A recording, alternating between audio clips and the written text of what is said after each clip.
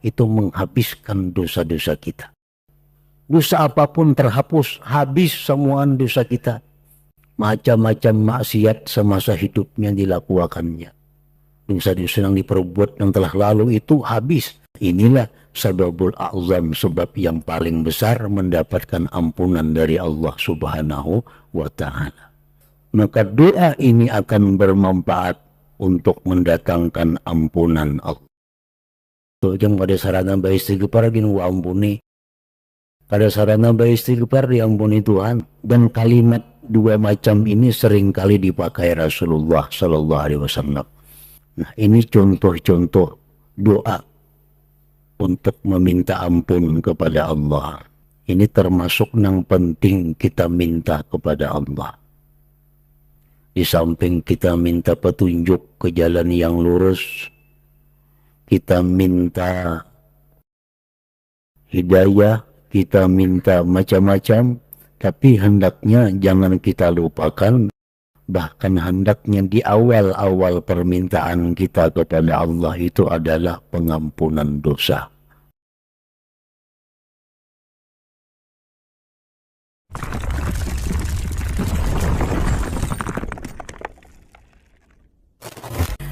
Bismillahirrahmanirrahim.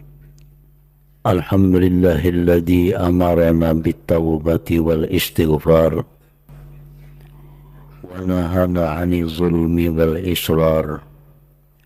Asyhadu an la ilaha illallah wahdahu la syarika lah al-'aliyyul jabbar wa asyhadu anna sayyidana Muhammadan 'abduhu wa rasuluhul mukhtar.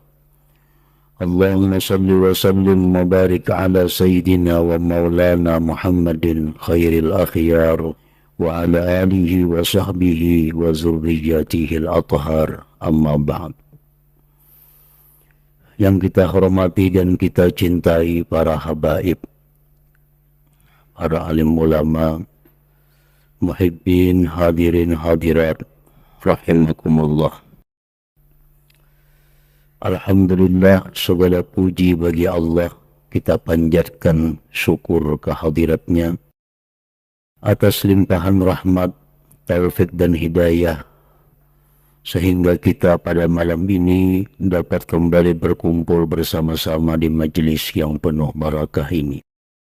Salawat dan salam kita haturkan kepada junjungan kita, Nabi besar Muhammad sallallahu alaihi wasallam, dan kepada seluruh keluarga, para sahabat, zuriat beliau sampai hari akhir nanti.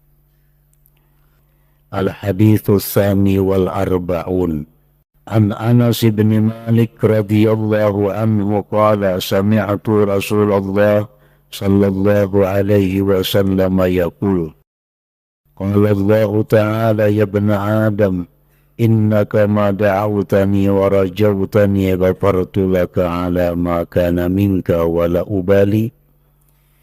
Ya bana Adam fagalabat dhunubuka hanana as-sama thumma astaghfartani ghafartu lak. Ya bana Adam innaka law ataitani bi qurabil ardi khataya thumma lakitani la tusyriku bi syai'a la ataituka bi qurabiha maghfirah. Rawahu Tirmidzi wa qala haditsun hasanun sahih. Dari Anas bin Malik radhiyallahu anhu, beliau berkata, aku mendengar Rasulullah sallallahu alaihi wasallam bersabda, Allah Subhanahu wa ta'ala telah berfirman, wahai anak Adam, sesungguhnya engkau selama berdoa kepadaku dan mengharapkan rahmatku, niscaya aku ampuni bagi engkau atas sesuatu yang ada daripada engkau. Wala ubali, dan aku tidak peduli berapa banyak dosa-dosa yang kau lakukan itu. Wahai anak Adam, jikalau sampai dosa-dosa engkau itu ke atas awan di langit, kemudian engkau minta ampun kepadaku, niscaya aku ampuni bagi engkau. Wahai anak Adam, bahwasanya engkau jika datang kepadaku dengan sepenuh bumi kesalahan, kemudian engkau mati dalam keadaan tidak menyekutukan denganku sesuatu, niscaya aku datangkan kepada engkau dengan sepenuh itu bumi maghfiratan, ampunan. Rawahu Tirmidzi wa qala haditsun hasanun sahih. Qad tadammana hadzal hadits al-asbab ats-tsalatsah yahsulu bihal maghfirah. Hadis ini mengandung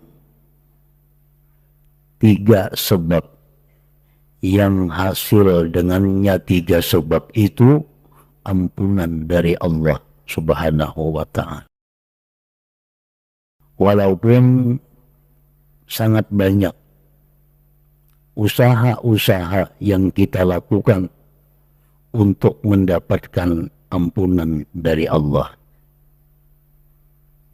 Dan rahmat Allah, kasih sayang Allah kepada kita, begitu banyak Allah menjadikan sebab, menjadikan usaha kita bermacam-macam sebab untuk mendapatkan maghfirah, ampunan dari Allah Subhanahu wa ta'ala. Sebagaimana mudahnya kita melakukan kesalahan, seringnya kita melakukan dosa, maka Allah pun mengetahui itu. Oleh karena itu sangat banyak pula jalan-jalan, cara-cara untuk mendapatkan ampunan Allah Subhanahu wa ta'ala. Di dalam hadis ini Allah Subhanahu wa ta'ala menjelaskan ada 3 cara untuk mendapatkan ampunan Allah. Ahaduha, salah satunya, ad-du'a ma'ar raja. Doa disertai harapan. Doa disertai sangkaan yang baik kepada Allah. Doa yang disertai dengan keyakinan bahwa Allah mengampuni dosa. Seperti doa kita, Allahumma ghfirli zunubi. Allahumma ghfirli zunubi. Ya Allah, ampunilah bagiku dosa-dosaku. Nah, ini merupakan doa yang kita ucapkan bila disertai dengan harapan yang penuh, disertai dengan husnuzan kepada Allah, maka doa ini akan bermanfaat untuk mendatangkan ampunan Allah. Rabbighfirli sama aja. Wa tub alayya innaka antat tawwabur rahim. Allahumma ghfirli wa liwalidayya warhamhuma kama rabbayani sabira. Nah, ini contoh-contoh doa untuk meminta ampun kepada Allah. Qala ba'duhum wa min ahammi ma yas'alul 'abdu rabbahu maghfirata dhunubihi wa ma yastalzimu dzalika an-najati minan nar wa dukhulil jannah. Berkata sebagian ulama bahwa setengah yang paling penting, sebagian dari yang paling penting yang meminta si hamba kepada Tuhannya adalah pengampunan dosa. Ini termasuk yang penting kita minta kepada Allah. Di samping kita minta petunjuk ke jalan yang lurus, kita minta hidayah, kita minta macam-macam, tapi hendaknya jangan kita lupakan, bahkan hendaknya di awal-awal permintaan kita kepada Allah itu adalah pengampunan dosa terlebih dahulu. Allahumma ghfirli, ya Allah ampunilah aku.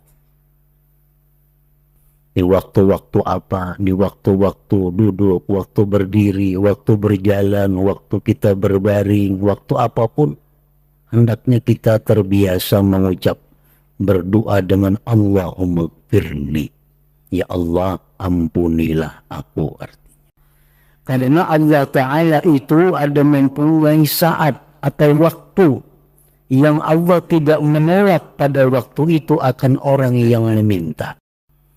Jadi dalam sehari semalaman ini ada waktu, cuma dirahasiakan oleh Allah kapan waktunya. Yang bila mana kita tepat pada waktu itu minta sesuatu kepada Allah, maka Allah berikan. Nah, kalau kita seringkali membaca Allahumma ghfirli, sewaktu-waktu bisa bertepatan dengan itu, sehingga dosa-dosa kita diampuni oleh Allah Subhanahu wa ta'ala. Nah, kemudian yang kedua, sebab yang bisa menghapuskan dosa-dosa kita adalah al-istighfar ma'at taubah. Istighfar disertai tobat. Dalam ucapannya seringkali kita baca astaghfirullahalazim wa atubu ilaih. Astaghfirullahalazim wa atubu ilaih. Kalau yang tadi doa Allahumma ghfirli, ya Allah ampuni aku. Nah, kalau ini adalah ikhbar, mengkhabarkan, wal ikrar dan pengakuan. Astaghfirullahalazim wa atubu ilaih. Astaghfirullahalazim, aku minta ampun kepada Allah dan aku bertobat kepada Allah. Nah, ini ngarannya adalah ikhbar wal ikrar, mengkhabarkan dan mengakui bahwa aku minta ampun kepada Allah dan aku bertobat kepadanya. Oleh karena itu ini bukan berupa doa, maka tuntutannya lebih berat dari yang pertama. Kalau yang pertama hanya Allahumma ghfirli, ya Allah ampunilah dosaku. Nah, kalau yang kedua ini mengakui bahwa aku minta ampun kepada Allah, bahwa aku bertobat kepadanya. Nah, orang yang bertobat itu adalah orang yang menyesal. Orang yang berhenti melakukan dosa. Orang yang mencita-citakan akan mengulang lagi. Itu tobat. Dan jadi diperlukan kejujuran hati kita. Sewaktu kita mengucap astaghfirullahalazim wa atubu ilaih. Ya Allah, aku minta ampun kepada Engkau dan aku tobat kepada Engkau. Bujurkanlah tobat kita kepada Allah. Bujurkah kita sudah berhenti melakukan maksiat? Bujurkah sudah kita menyesali perbuatan maksiat kita? Bujurkah kita sudah mencita-cita kada akan mengulang lagi? Nah, semasa kita masih memakai sesuatu yang maksiat, atau kita berjalan di jalan satu maksiat, maka kada patut kita mengucap astaghfirullahalazim wa atubu ilaih itu. Karena ini bukan mengakui, artinya mendustai atau yastahzi'u ma'ulu-ulu kepada Allah. Yang lebih baik baginya Allahumma ghfirli, ya Allah ampuni aku. Rabbi ghfirli wa tub alayya innaka antat tawwabur rahim. Rasulullah sering kali membaca astaghfirullahalazim wa atubu ilaih. Tapi sering juga beliau membaca Rabbi ghfirli wa tub alayya innaka antat tawwabur rahim. Rabbi ghfirli, ya Allah ampuni aku, berikanlah tobat kepadaku. Engkau maha pemberi tobat, penerima tobat, engkau maha penyayang. Qala ba'duhum, berkata sebagian ulama, salasatun la yamta'u bihimul istighfar. Ada tiga yang tidak bermanfaat dengan mereka istighfar. Astaghfirullahalazim wa atubu ilaih, astaghfirullahalazim wa atubu ilaih, tapi kada ada manfaatnya. Siapa nang tiga orang ini? Rajulun muqimun ala imra'atin zina kullama qada minha syahwata qala astaghfirullahalazim fa yaqulu tahawwal anha wa aghfirullah wa amma ma binta muqiman 'alayha fa inni la aghfiru laka. Seorang laki-laki yang mempunyai perempuan simpanan zina. seorang laki-laki yang mempunyai perempuan simpanan zina.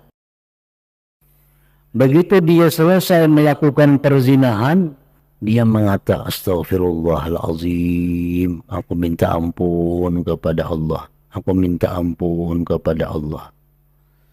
Nah, ujar Tuhan, kalau ujar Tuhan, tahawwal an, berpalinglah engkau dari perempuan itu, jangan diingun lagi bini-bini itu, kamu kok ampuni dosa ikam. Selama engkau masih bermukim atas perempuan itu, selama engkau masih berhubungan dengan perempuan itu, fa innila aghfirulaka, aku tidak akan mengampuni bagi engkau.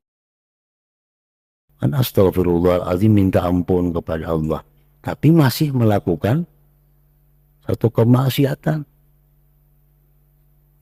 Allah kada akan mengampuni itu, istighfarnya kada akan berguna. Biar Tuhan jauhin itu, kan gua ampuni ya dosa.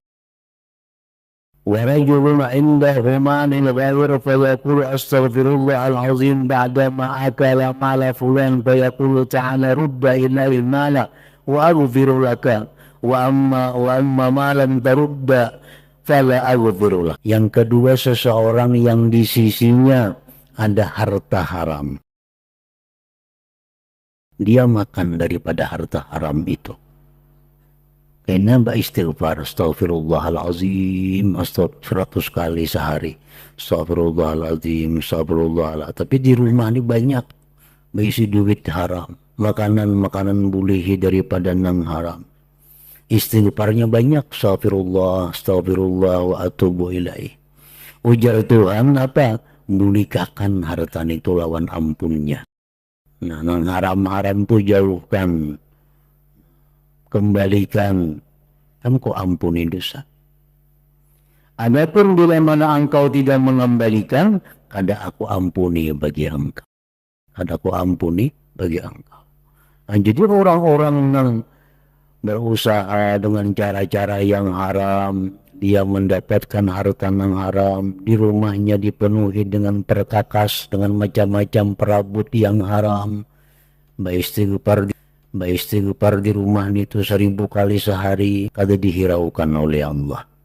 Ya Tuhan bulikakan penorang itu, jam kada sarana istighfar gini wa ampuni, kada sarana istighfar diampuni Tuhan, bulikakan penorang itu. Yang pak kada bermanfaat,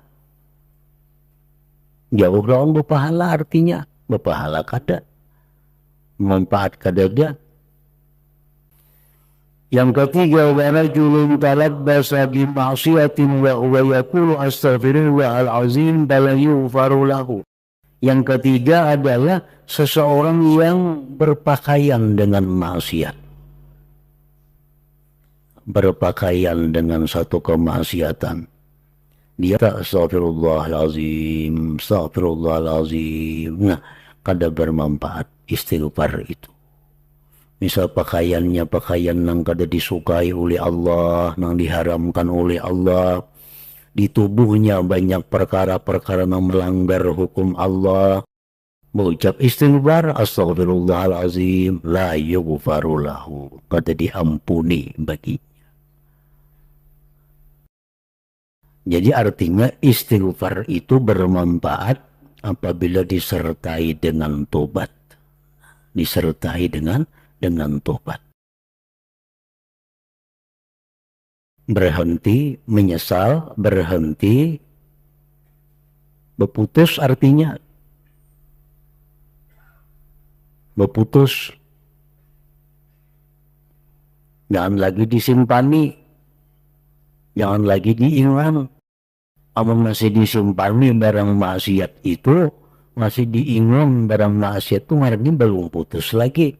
Umpamanya kita laki-laki nih memakai emas, mendengar ini kada boleh begalang emas, si laki-laki ini hampir begalang emas di anak di lemari, itu kada putus lagi ngarannya. Putus kayak apa? Dijual, nah dijadikan duit atau diberiakan non siapa yang boleh memakainya, nah itu putus ngarannya. Nah sudah itu ayo aba istighfar. Jadi menyesal, berputus hubungan lawan maksiat, begitu kita kada mau ulang lagi, hanyar itu istighfar berguna, hanyar istighfar itu bermanfaat. Jadi memakai amas laki-laki itu kada boleh dalam keadaan apapun, dalam keadaan guring, dalam keadaan beribadah, dalam keadaan berjalan biasa kada boleh memakai amas itu. Nah, selama masih amas itu dipakai atau disimpani, kita beristighfar, dosa kita ada diampun. Ada orang bautas amas, anak sembahyang dibuat di kantong dulu amasnya, sembahyang. Jadi sembahyang hanya imbas salam mencari pelangak kantong pasang pulang atas amasnya. Nah, kayak Tuhan ada melihat dalam kantong itu, jual amasnya itu, atau beriakan lawan bini-bini yang boleh memakai amas. Hanya istighfar, nah bermanfaat istighfar itu. Wa rajulun talabbasa bi ma'siyatin wa huwa yaqulu astaghfirullahal azim fala yughfaru lahu. Seseorang yang mengatakan, yang masih berpakaian dengan maksiat, berpakaian dengan maksiat tuh umum, punya berpakaian baju ada apapun. As-sababu salis min asbabil maghfirah, sebab yang ketiga mendapatkan ampunan, at-tauhid wa huwa sababul a'zam, inilah sebab yang paling besar. Tauhid ini bisa diartikan adalah mengucapkan kalimat la ilaha illallah disertai dengan hati yang yakin. Nah, kita mengucap la ilaha illallah itu menghabiskan dosa-dosa kita. Apalagi kita mengucapkannya itu akhir kalam. Akhir kalam. Ujar Nabi kita menyatakan la ilaha illallah la tatruku dzamban wa la yasbiqu amal. La ilaha illallah itu tidak akan meninggalkan dosa, habis semua dosa kita bila kita mengucap la ilaha illallah itu. Qala Nabi sallallahu alaihi wasallam, man kana akhiru kalamihi la ilaha illallah dakhalal jannah. Siapa yang akhir kalamnya itu la ilaha illallah, dia masuk surga. Macam-macam maksiat semasa hidupnya dilakukannya, tapi ini diberi Tuhan hidayah, diberi Tuhan petunjuk, begitu hendak mati la ilaha illallah, mati masuk surga dah. Dosa-dosa yang diperbuat yang telah lalu itu habis, dapatnya kalimat la ilaha illallah itu. Inilah sababul a'zam, sebab yang paling besar mendapatkan ampunan dari Allah Subhanahu wa ta'ala. Jadi di akhirat itu kayak apa, banyak dosa-dosa kita dikumpulkan di timbangan, timbangan amal sebelah kiri. Buat dosa sampai tinggi. Nah, timbangan itu barat sebelah kiri.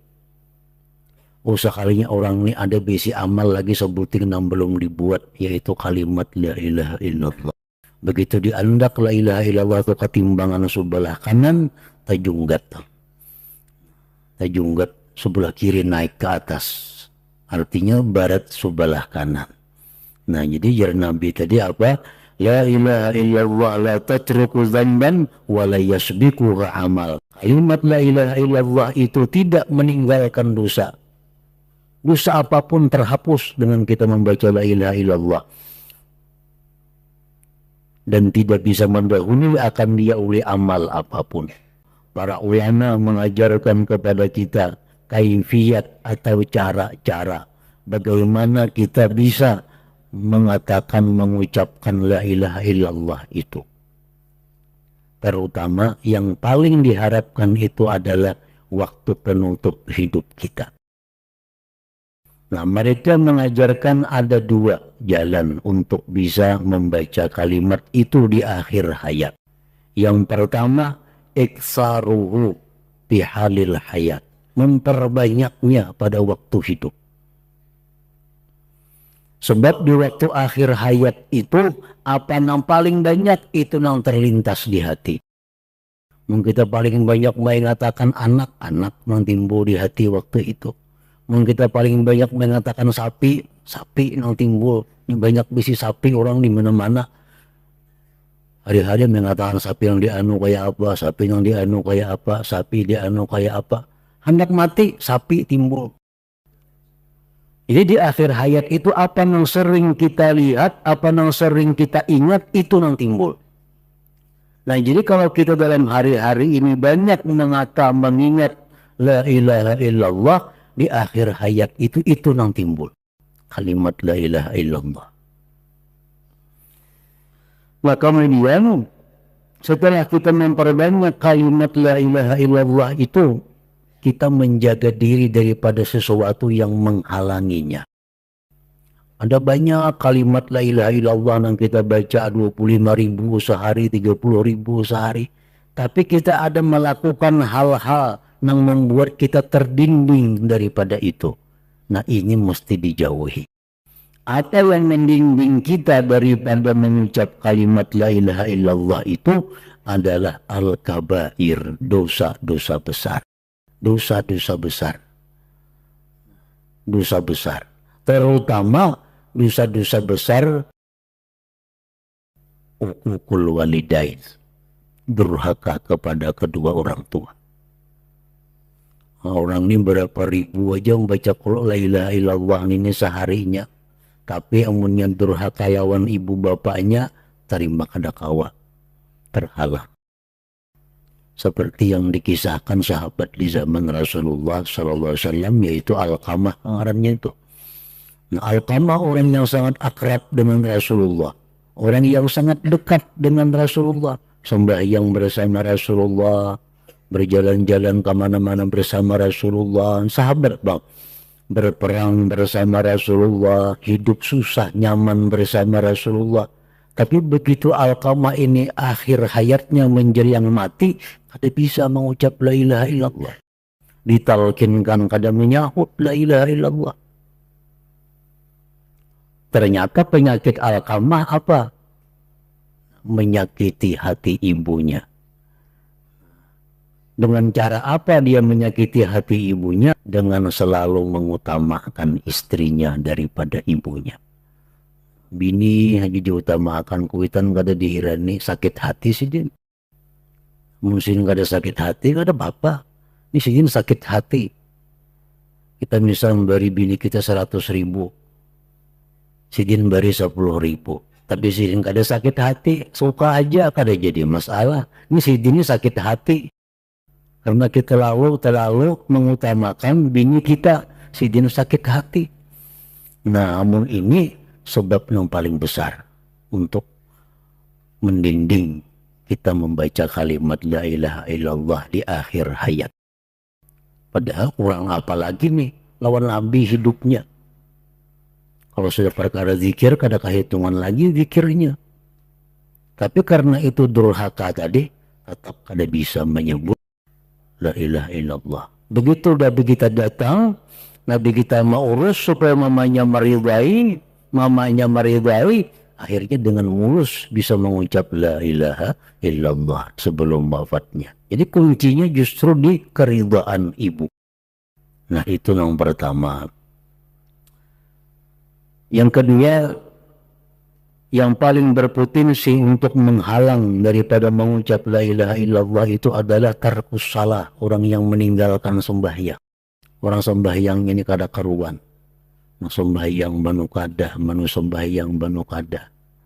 Artinya perhatiannya kepada sembahyang itu kurang. Nah walaupun orang yang banyak zikir, itu akan terdinding. Yang ketiga, riba. Orang yang membungakan duit, yang berhutang duit berbunga, berapa ribu aja berzikir sehari, jamin kada kau mengucap la ilaha illallah. Karena itu merupakan pendindingnya. Riba itu pendindingnya daripada mengucap kalimat tauhid di akhir hayat. Nah, hasil seluruh dosa-dosa besar itu menghalangi lisan kita untuk mengucap la ilaha illallah. Nah, para muhibbin rahimakumullah, Imam Nawawi pengarang kitab ini menyudahi kitab ini dengan maghfirah, dengan ampunan. Nah itu ngarannya tafaul, berharap agar orang-orang yang membaca kitab ini akhirnya mendapat ampunan dari Allah Subhanahu wa taala, dan akhir kalamnya la ilaha illallah.